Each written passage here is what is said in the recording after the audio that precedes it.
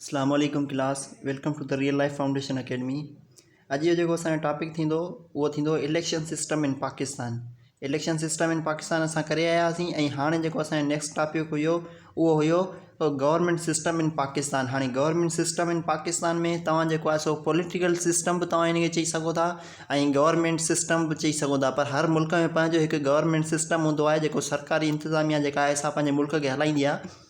सो असांजे हिसाब सां जेको आहे सो गवर्नमेंट जेको सिस्टम आहे, गवर्नमेंट सिस्टम इन पाकिस्तान जेको आहे पॉलिटिकल सिस्टम बि, त उनखे अॼु असां डिस्कस कंदासीं त बेसिकली जेको आहे सो उहो कीअं थो रन करे ऐं असांजो जेको पाकिस्तान मुल्क आहे सो उहो कीअं थो रन करे ऐं उहो छाजे अकॉर्डिंग टू थो हले ऐं जेको आहे सो उनजा कहिड़ा मेन एरियाज़ आहिनि ऐं फर्दर जेको आहे सो असां ॾिसी था वठूं।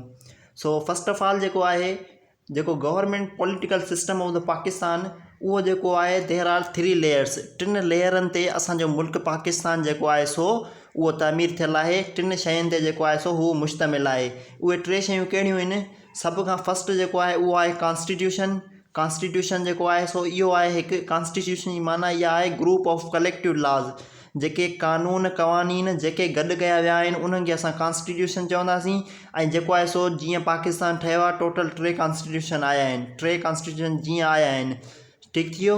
ऐं उनखां पोइ हाणे जेको आहे सो एडमिनिस्ट्रेशन जेको आहे सो इंतिज़ामिया आहे। एडमिनिस्ट्रेशन जेका आहे सा इंतिज़ामिया ऐं एडमिनिस्ट्रेशन जेको हेड हूंदो आहे उहो आहे PM, प्राइम मिनिस्टर जेको आहे सो उहो एग्ज़ीक्यूटिव कंदो आहे। ऐं इहो जेको आहे सो एडमिनिस्ट्रेशन जो कमु कहिड़ो आहे? इहो आहे रन्स द गवर्नमेंट। उहो जेको आहे सो हुकूमत खे हलाईंदो थ्रो द लॉज। हाणे इहे लॉज कहिड़ा आहिनि? थ्रो द लॉज कहिड़ा आहिनि? उहे ही आहिनि जेके कॉन्स्टिट्यूशन में जेके पहिरियों लॉज क़वानीन वग़ैरह जेके आहिनि से गॾु कया आया आहिनि। हाणे उन्हनि खे हलाइण जे कारण जेको आहे सो अकॉर्डिंग टू द कॉन्स्टिट्यूशन पोइ एडमिनिस्ट्रेशन जेको PM जेको हूंदो असांजो प्राइम मिनिस्टर जेको हूंदो उहो हलाईंदो असांजी गवर्नमेंट खे थ्रो द लॉज माना कानूननि जे ज़रिए। उन खां पोइ असांजो जुडिशरी थो अची वञे। जुडिशरी बेसिकली छा आहे? जुडिशरी हिकु इंसाफ़ जो नालो आहे ऐं इन जुडिशरी में मतिलबु त तव्हां कानून सम्झी वठो ऐं इन में टोटल जेके बि कोर्टूं ईंदियूं आहिनि उहे टोटल कोर्ट जेके आहिनि से इन में हूंदियूं। छाजे कारण? त कोर्ट जेका आहे अदालत जेका आहे इहा हूंदी आहे इंसाफ़ जे कारण। सो जेके कॉन्स्टिट्यूशन जेके ठहिया आहिनि, जेके कानून ठाहिया विया आहिनि उन्हनि खे जेको एडमिनिस्ट्रेशन आहे उहो सही रन करे थो या नथो करे। थ्रो द लॉज उहो जेको आहे सो कानूननि खे हलाए थो या नथो हलाए। इन जे करे जुडिशरी ठाही वई आहे जीअं जेको आहे सो उन ते नज़रसानी करे ऐं उन जा जेके रॉन्ग जेके आहिनि से ऑब्जेक्ट वग़ैरह जेके हुजनि त उन्हनि ते एक्शन खणी ऐं उन खे जेको आहे सो सही तरीक़े सां पाकिस्तान जो मुल्क हली सघे। ठीक थी वियो। हाणे असां ॾिसूं था कॉन्स्टिट्यूशन जेको आहे सो असांजो जेको हींअर जेको रन थिए थो पियो, जेको हींअर अकॉर्डिंग टू द जेको आहे सो कॉन्स्टिट्यूशन हले थो पियो पाकिस्तान मुल्क जंहिं ते हले थो उहो हले थो पियो ज़ुल्फ़िकार अली भुट्टे जो जेको कानून आहे 1973 वारो। 1973 वारो जेको कानून आहे असांजो उन जे अकॉर्डिंग टू द अञा असांजो जेको आहे सो पाकिस्तान हले थो पियो। ऐं इहो जेको कानून जेको सवाल अची वञे त हींअर जेको कानून हले थो इहो कंहिंजो ठहियलु हुयो? त इहो ज़ुल्फ़िकार अली भुट्टे जो ठहियलु हुयो। बाक़ी जनरल अयूब जो ठहियलु हुयो, ॿियो मोहम्मद अली जो ठहियलु हुयो। उहे जेको आहे सो 62 ऐं ॿियो 56 में जेको आहे सो 3 कॉन्स्टिट्यूशन। ठीक आहिनि। हाणे एडमिनिस्ट्रेशन जो असां फर्दर जेको आहे सो डिवाइड कंदासीं। हाणे एडमिनिस्ट्रेशन जेका आहे एडमिनिस्ट्रेशन में जेको आहे सो असांजो प्राइम मिनिस्टर अची वियो। हाणे जेको सेकेंड जेको लेयर आहे असां इन खे डिस्कस था कयूं। एग्ज़ीक्यूटिव जेको आहे लेजिस्लेटिव जंहिंखे चवनि माण्हू जेको आहे सो कानून साज़ी में उन में असांजे प्राइम मिनिस्टर अची वियो। प्राइम मिनिस्टर जेको आहे सो इन जी एटलीस्ट 45 साल एज जेको आहे सो उमिरि हुजे ऐं उन जी जेका शर्त आहे पाकिस्तान में जेको केर बि जेको आहे सो PM थिए प्राइम मिनिस्टर थिए त उहो मुस्लमान हुअणु घुरिजे ऐं उन ते को बि जेको आहे इलीगल जेको आहे सो कोर्ट वग़ैरह जेको आहे सो केस वग़ैरह न हुजे। ऐं उहो जेको आहे सो इन खे असां जेको प्राइम मिनिस्टर जेको आहे फेडरल जो जेको प्राइम मिनिस्टर बि असां इन खे चवंदासीं, छो त वफ़ाक़ी जेको आहे सो 4 सूबनि जो जेको आहे सो प्राइम मिनिस्टर बि इहो ई थींदो। ठीक थी वियो। हाणे असां अचूं था प्रेसिडेंट जेको आहे सो इहो कंट्रोलर कॉलेज जेको आहे उन जे तरफ़ां इन खे चूंड कई वेंदी आहे ऐं इहो जेको आहे सो हेड ऑफ स्टेट चयो वेंदो आहे। हेड ऑफ स्टेट जेको आहे इहो प्रेसिडेंट खे चयो वेंदो आहे ऐं हे नॉमिनल हूंदो आहे, छो त all our powers will be prime minister, he will not action otherwise on the prime minister seat. So अॻियां असां ॾिसूं था कैबिनेट में छा मुराद आहे? कैबिनेट हिकिड़ी उहा सल्तनत आहे कैबिनेट में सभु जेके मिनिस्टर हूंदा आहिनि उहे गॾु थींदा आहिनि। तव्हां मिनिस्टरनि जा नाला ॿुधा हूंदा, उहे मिनिस्टर सभु जेके आहिनि से कैबिनेट में थींदा आहिनि। ऐं हीअ जेके आहिनि इलेक्टेड न थींदा आहिनि, हीअ चूंडबा न आहिनि, हीअ जेके आहिनि मिनिस्टर हिननि वटि हैविंग पोर्टफोलियो। हाणे पोर्टफोलियो में छा मुराद आहे, माना हिननि जा जेके पोयां कारनामा हूंदा आहिनि उन जी नज़रसानी ते हिन खे कैबिनेट में सीटूं मिलंदियूं आहिनि। ठीकु थी वियो। हाणे असां अचूं था ब्यूरोक्रेसी ते। ब्यूरोक्रेसी जेको आहे असांजो एडमिनिस्ट्रेशन जो जेको चोथों जेको आहे सो ब्यूरोक्रेसी आहे। ब्यूरोक्रेसी में असांजो सिविल ऑफिसर्स ऐं आर्म्ड, हाणे इहे जेके ॿ जेके आहिनि इहे असांजा अची वेंदा आहिनि। हाणे इन में छा आहे, सिविल ऑफिसर में छा आहे, सिविल ऑफिसर में इहो आहे जेके नेवी ऐं आर्मी वारा, नेवी ऐं आर्मी वारा जेके आहिनि से इहे असांजी जेके आहे से ब्यूरोक्रेसी में अची वेंदा। ऐं एयरफोर्स बि जेका असांजी हवाई जहाज़नि जी एयरफोर्स जेका असांजी थींदी उहा बि असांजी इन में ई अची वेंदी ब्यूरोक्रेसी में। त ॿ पार्ट जेके आहिनि से ब्यूरोक्रेसी जा थी हलिया।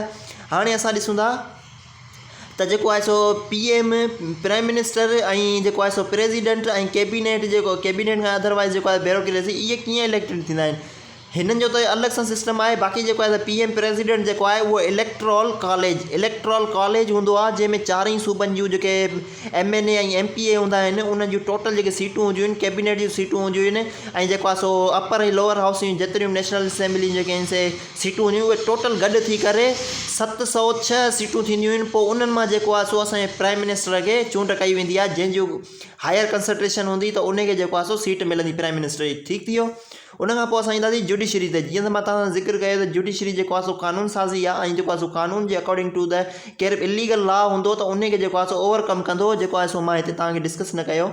जेको आहे सो जुडिशरी जेको आहे so to control over illegal situation, जेको बि इलीगल सिचुएशन हूंदी त उनखे जेको आहे सो हे ड्रैग एंड ड्रॉप करे ऐं राइट कंदो। ठीकु थी वियो। हाणे इन में अचे थो सुप्रीम कोर्ट।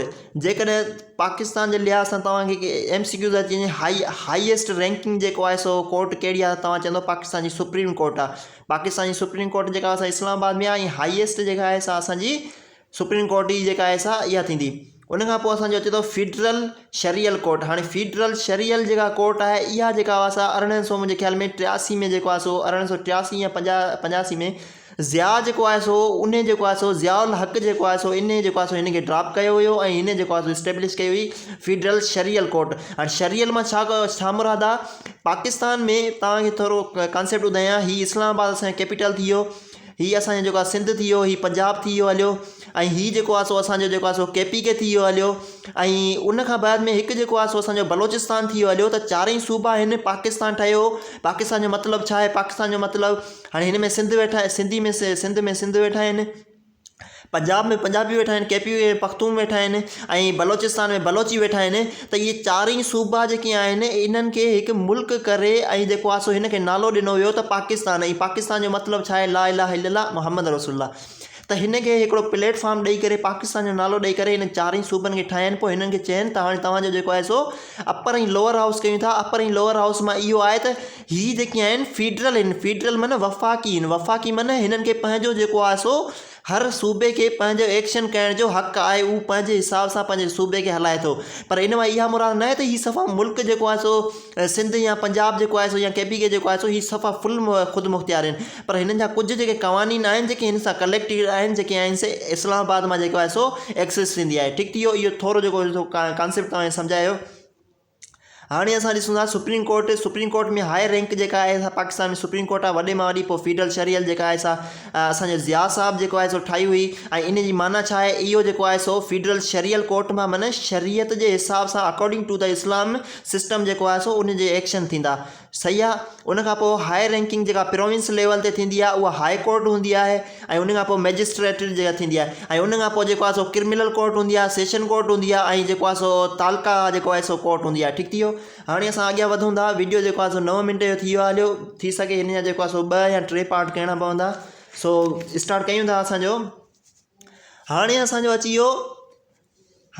अची वियो parliament of Pakistan. Parliament of the Pakistan मां माना छा आहे, पार्लियामेंट ऑफ द पाकिस्तान हिन खे असां सोली सिंधी में चवंदासीं हे असांजो जेको आहे सो घरु आहे, हे आहे असांजो घरु। पाकिस्तान जो गवर्नमेंट सिस्टम जो जेको घरु आहे उन जो नालो आहे पार्लियामेंट, इंग्लिश में पार्लियामेंट। ऐं असुल जेको नालो आहे, सवाल अची वञे पाकिस्तान जी पार्लियामेंट खे छा सॾियो वेंदो आहे त मजलिस शुरा। मजलिस ए शोरा हे ई जेको आहे सो तव्हां जीअं काए एज़ ए आज़म चवंदा आहियो ईअं जेको आहे ई जेको आहे विच में स्पेस ॾिनल आहे ठीकु थी वियो मजलिस ए शोरा जेको आहे पार्लियामेंट ऑफ द पाकिस्तान खे सॼो वेंदो आहे ऐं इन पार्लियामेंट जो जेको हेड थींदो आहे असांजो उहो थींदो आहे असांजो वञी जेको आहे सो प्राइम मिनिस्टर जीअं त तव्हां मूं ॿुधायो त हर शइ में पावरफुल प्राइम मिनिस्टर हूंदो आहे अदरवाइज़ जेको आहे सो असांजो प्रेसिडेंट जेको आहे सो नॉमिनल हूंदो आहे माना नाले जो हूंदो आहे उहो सिग्नेचर कंदो आहे हाणे असां अचूं था असांजो जेको घरु आहे पार्लियामेंट उनखे जेको आहे मजलिस शूरा सॼो वेंदो आहे इन जा 2 हाउस आहिनि जीअं तव्हां का बिल्डिंग ठाहींदव न त पोइ उन में हिकिड़ो लोअर हाउस हूंदो आहे ॿियो अपर हाउस हूंदो आहे माना हिकिड़ो हेठियों घरु हूंदो आहे ॿियो मथियों घरु हूंदो आहे ईअं ई असांजो हिकिड़ो इमेजिन कयो बिल्डिंग आहे उन में जेको आहे सो अपर हाउस जेको आहे उहो आहे फेडरल गवर्नमेंट मां मुराद इहा हुआ त फेडरल माना वफ़ाक़ी माना 4 ई सूबा पंहिंजी ख़ुदि मुख़्तियार हूंदा पर उहे फेडरल गवर्नमेंट में जेको आहे सो कनेक्टेड हूंदा ऐं उन्हनि जो जेको सरबराह हूंदो उहो असांजो प्राइम मिनिस्टर हूंदो ठीकु थी वियो हाणे असां अचूं था लोअर हाउस जेको आहे उहो आहे नेशनल असेंबली हे वफ़ाक़ी असेंबली थींदो अपर हाउस ऐं इनखे जेको सेनेट सॼो वेंदो आहे ऐं इन जो जेको आहे सो चूंड जेका थींदी आहे हर 6 साल में थींदी आहे हूअं त तव्हांजो कॉन्सेप्ट जेको आहे सो माना सफ़ा इंजेक्शन लॻियल आहे त बाबा हर 5 साल ते इलेक्शन थींदी आहे पर तव्हां जेको आहे सो कीप इट त जेको आहे 6 साल खां पोइ जेको आहे सो फेडरल जा जेके मिनिस्टर MNA हूंदा आहिनि उहे जेको आहे सो चेंज थींदा आहिनि MP जेके हूंदा आहिनि उहे चेंज थींदा आहिनि हाणे MNA जेके हूंदा आहिनि असांजे नेशनल असेंबली में MNA हूंदा आहिनि मेंबर ऑफ नेशनल असेंबली इनखे चइबो आहे क़ौमी असेंबली सिंधी में ऐं इहा जेको असां 5 साल में इलेक्टेड थींदी आहे ठीकु थी वियो ऐं हिननि खे जेको आहे नवाबनि खे असां ई चाढ़ींदा आहियूं जेको आहे सो असां जेको आहे सो आवाम जेका आहे गुरबत वारी जेका आवाम आहे उहा फुड़ी तलाह करे वोट ॾेई करे क़ौमी असेंबली खे ठाहींदा आहिनि पोइ हितां वारियूं सीटूं जेके आहिनि से इलेक्टोरल कॉलेज में वेंदियूं आहिनि पोइ उतां खां इलेक्ट थी करे पोइ जेको आहे सो जंहिंजी हायर कंसंट्रेशन हूंदी आहे पोइ उनखे जेको आहे सो PM सॼो वेंदो आहे ठीकु थी वियो हाणे असां अचूं था नेशनल असेंबली जेको आहे सो असां हिनखे डिस्कस कयोसीं 5 साल जो हूंदो आहे क़ौमी असेंबली हूंदी आहे ऐं हिन में हर सूबे जी डिवाइड थियल हूंदी आहे ठीकु थी वियो ऐं हीअ जेको आहे सो क़ौमी असेंबली जेका असां लोअर हाउस हूंदी आहे ऐं इहा जेका असां मेन किरदारु अदा कंदी आहे जेको आहे सो फस्ट जेको आहे सो सभु जेको आहे सो कंहिं शइ जा जेके आहिनि से नोटिस पास थींदा आहिनि उहे हिते ईंदा आहिनि हितां खां पोइ ही ट्रांसफर थींदा आहिनि हिते ऐं हितां खां पोइ जेॾी महिल प्राइम मिनिस्टर जी सिग्नेचर थींदी आहे त उन कम ते अमल थी वेंदो आहे थी आहे ऐं हिनखे बाय कैमरल सिस्टम बि जेको आहे सो हिनखे छॾींदा आहियूं नेशनल अपर ऐं लोअर हाउस खे ऐं उनखां पोइ असां अची था वञूं त नेशनल असेंबली जो जेको हेड आहे उहो केरु आहे उहो आहे असांजो PM प्राइम मिनिस्टर जेको आहे सो इहो बि जेको आहे सो नेशनल असेंबली जो हेड आहे ऐं टोटल जेके सीटूं आहिनि असांजूं नेशनल असेंबली जूं उहे आहिनि 342 जेकी आहिनि सीटूं उहे असांजे मुल्क पाकिस्तान जे नेशनल असेंबलियूं 342 आहिनि पर इन्हनि खे डिवाइड कयो वियो आहे इनखे जुदा कयो वियो आहे ज़रनि में उहो कीअं त इन में चवंदा जनरल जेके सीटूं आहिनि उहे आहिनि 372 ऐं जनरल सीटुनि मां छा मुराद आहे जनरल त आम नालो थी वियो पर जनरल मां छा मुराद जनरल मां उहा मुराद आहे माना जंहिंखे अवाम जेका आहे अवाम जंहिंखे सिलेक्ट करे उनखे असां चवंदासीं जनरल सीटूं मतिलबु त हीअ जेके 372 सीटूं आहिनि इहे असांजी आवाम जेका आहे हर सूबे लिहाज़ सां उनखे कलेक्ट करे नेशनल असेंबली में पुॼाईंदी पोइ उहा विझी सेनेट मां पोइ इलेक्टोरल कॉलेज मां पोइ PM ठहंदो ठीकु थी वियो हाणे असां अचूं था वुमेन सीटूं जेके आहिनि से 4 ई सीटूं जेके 372 सीटूं जनरल इलेक्टेड थी उन खां पोइ जेको आहे सो हिनखे प्रोड्यूस थींदियूं आहिनि ऐं हीअ जेको आहे सो 60 सीटूं औरतुनि खे ॾिनियूं वेंदियूं आहिनि वुमेन खे ऐं सीट्स फॉर मिनिस्टर जेको आहे सो नेशनल असेंबली में 10 सीटूं टोटल आहिनि नेशनल असेंबली में ठीकु थी वियो हाणे असां ईंदासीं प्रोविशनल सीट इन नेशनल असेंबली हाणे इन मां छा मुराद आहे मतिलबु त जीअं मां तव्हांखे ॿुधायो त 372 सीटूं आहिनि पर 372 हिकिड़ी सूबे जूं न आहिनि 4 सूबा आहिनि असांजा त इन 372 में पाकिस्तान जे लिहाज़ में जेको आहे सो 4 ई सूबा आहिनि इन्हनि जूं घणियूं सीटूं थी करे 372 ठहंदियूं त पंजाब जूं जेके सीटूं आहिनि उहे आहिनि 148 ऐं 148 छाजे कारण आहिनि त हिते असांखे हिंट मिली थी वञे त जेका पंजाब जी जेका आवाम जेका आहे उहा तमामु घणी आहे घणे मां घणी आवाम जेका असांजी थींदी उहा असांजी थींदी पंजाब में सही आहे सेकेंड नंबर ते पॉपुलेशन जेको आहे सो असांजी 61 जेके सीटूं आहिनि इहे नेशनल असेंबली में सिंध जूं आहिनि ऐं 14 सीटूं जेकी आहिनि से lowest point of the population of the Pakistan province of the Pakistan will be Balochistan तव्हां ॾिसी सघो था 14 सीटूं आहिनि हिन जूं नेशनल असेंबली में उनखां पोइ KPK जूं सीटूं असांजी थियंदियूं घणियूं थी थियनि KPK जूं सीटूं असांजी थियंदियूं 35 सीटूं जेको आहे सो असांजी KPK जूं थियंदियूं मतिलबु त 3rd नंबर ते पॉपुलेशन में असांजो KPK थी वियो हलियो ठीकु थी वियो वीडियो जेको आहे सो 14 मिंट जो थी वियो हलियो ऐं जेको आहे सो हिते मां स्किप कयां थो ऐं अॻियां जेको आहे सो असां फर्दर वरी डिस्कस कंदासीं thank you so much thank you जज़ाकल्ला